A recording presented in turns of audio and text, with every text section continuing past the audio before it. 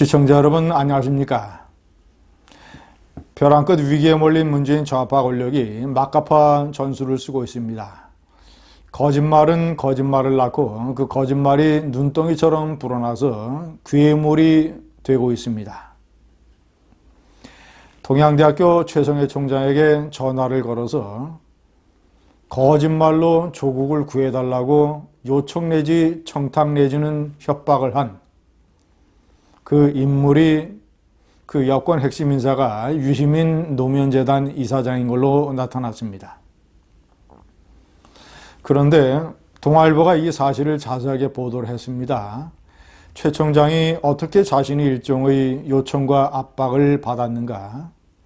그런데 유시민이가 자기가 전화를 걸었다는 사실을 자긍하고 나오면서 나는 도와달라는 취지로 얘기를 한 것이 아니다. 내가 취재를 한 것이다. 경위를 파악한 것이다 라고 손바닥으로 하늘을 가리고 있습니다. 제가 먼저 이 최성해 총장이 동아일보 기자들에게 얘기한 내용을 정확하게 전달을 해드리겠습니다. 전화를 건 그 여권 핵심 인사가 시나리오를 하나 보여드릴게라며 자신의 구상을 밝혔다. 표창장에 총장 직인을 찍을 수 있는 권한을 조국 후보자 부인 정 씨에게 정식으로 위임한 것으로 해달라는 제안이었다. 여권 핵심 인사가 또 이렇게 얘기했다고 합니다. 저쪽은 이제 한국당 쪽을 얘기하는 것이죠. 저쪽에서 이제 조국을 임명장 안 받게 하려는 목적으로 나오기 때문에 이런 식으로 해줬으면 좋겠다는 얘기도 했다. 내가 이렇게 답변을 했다. 나도 그랬으면 좋겠지만 검찰이 이미 다 알고 있어서 도와줄 수가 없다라며 제안을 거절했다. 시청자 여러분, 최성해 총장이 동아일보 기자들에게 거짓말을 했겠습니까? 동아일보 기자들이 장문을 해서 기사를 썼겠습니까? 이 내용은 조국 후보자의 부인 정경심 교수가 최성해 총장에게 전화를 걸어서 얘기한 내용과 거의 똑같습니다. 때문에 이것은 최 총장이 지어낸 것도 아니고 동아일보 기자가 장문한 것도 아니다. 제가 왜 이 유시민의 말이 거짓말인가를 자세하게 설명을 해드리겠습니다. 첫 번째, 유시민이 자기가 유튜버 언론이기 때문에 사실을 정확하게 파악을 하기 위해서 취재를 하러 전화를 한 것이라고 얘기를 했습니다.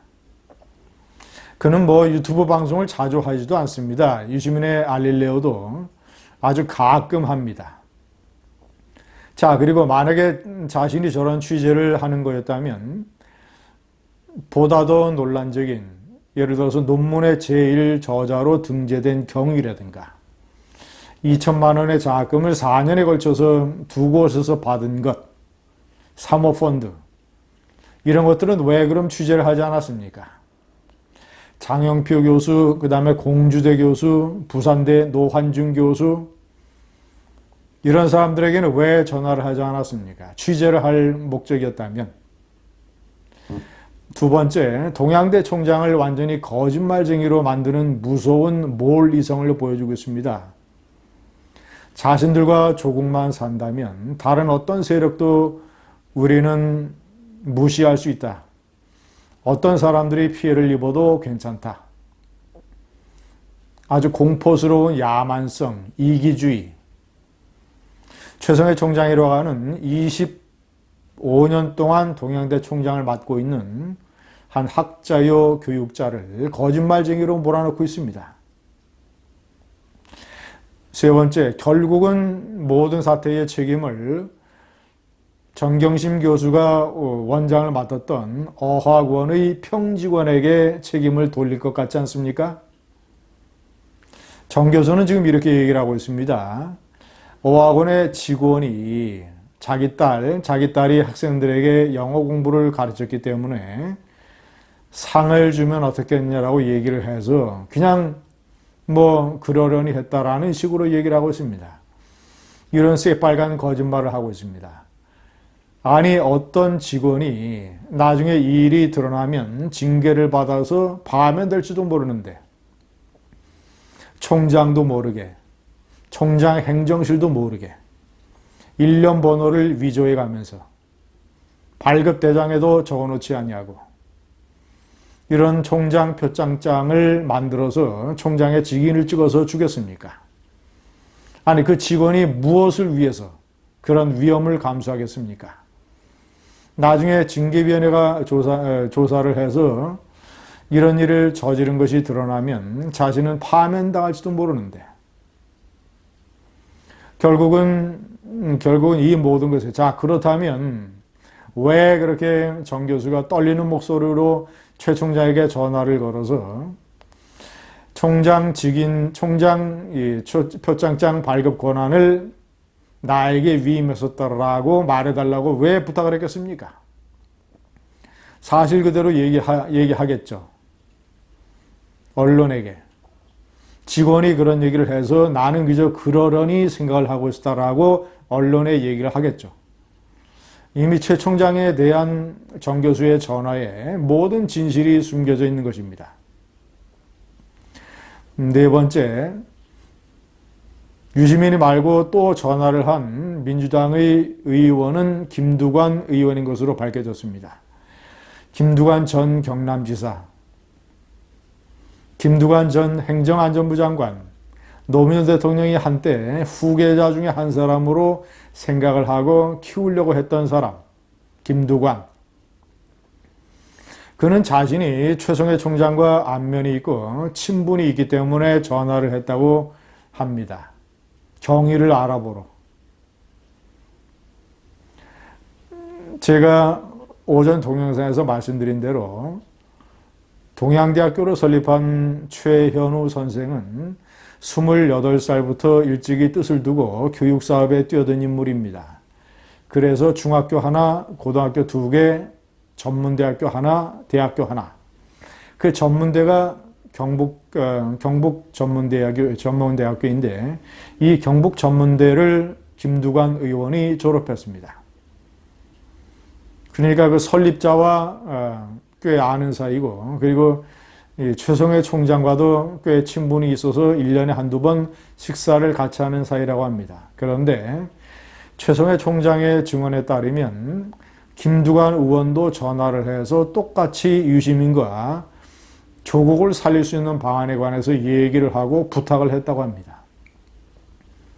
김두관도 역시 거짓말을 하고 있습니다.